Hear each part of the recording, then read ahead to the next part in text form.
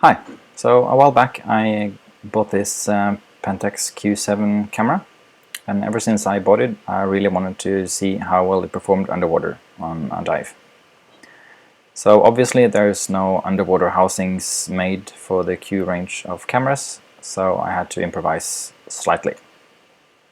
So I was able to find this housing here from Ikelite.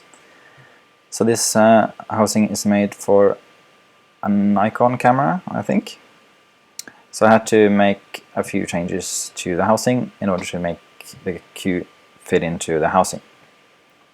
So that means that not all of the buttons will actually work underwater, but I've managed to set it up so that most of the most important buttons actually do work. So the major changes I made to the housing itself was that I had to remove this rubber sort of square that's around the screen on the original for the original camera, because it was too big for it would prevent the camera from actually fitting into the housing at all. So hopefully I'll still be able to see the screen on a dive. Should be interesting to see. And I also had to move the tripod mount from the bracket at the bottom of the housing here, so that the camera would fit just right side the edge of the housing. That also meant that I had to cut off that little bracket that's on the side of the Q camera itself, which is meant to hold the shoulder strap. And then once that was done, I had to 3D print a few parts so that I could operate the camera while it's in the housing. The most obvious part was that the on-off button didn't hit the on-off button on the Q7. So I made a little bracket here and then made this so that it'll actually hit the on and off button at the top. And up here there's also a little spacer that's just there so I can operate the wheel on the top here. Right now I haven't put the rubber cylinder which goes up here, so that means that I can operate the wheel by turning this knob at the top. One problem I had when I mounted the camera into the housing was that these buttons here would always press the buttons on the back of the camera, so I made this 10mm spacer that just prevents that so that I can operate the buttons. So there's a few of these buttons that work. The green button hits the green button. I can also operate the flash, the OK button.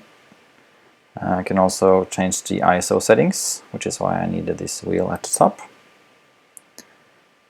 And then I can hit the menu button from this button at the bottom here.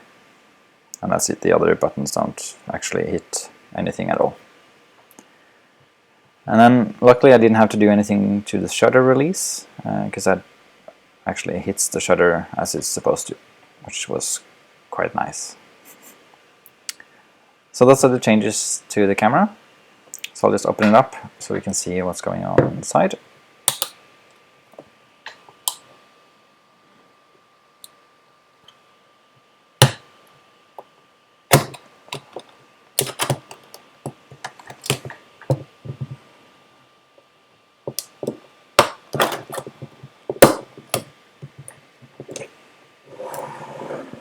So as I mentioned, I had to move the tripod mount slightly. I didn't actually have the tools to do that, so I got some help from my brother-in-law. So I just moved that a little bit so that the lens would fit into the hole for the lens on the outer edge on the other side. And then there's this little spacer here, so you can see that the whole camera is at an angle. That's okay, I guess, but it does mean that the shortest length that I can have my lens at is about 10mm, which is about 40mm in 35mm terms, so that's okay, I guess. So I'll be trying this out on a dive later today, and hopefully I'll come back with some nice pictures instead of a soaked camera. Should be interesting. So I'm back from my dive, and I must say that the camera worked quite well inside the housing. It was a little bit strange that the camera doesn't point straight forward, but you get used to that quite easily.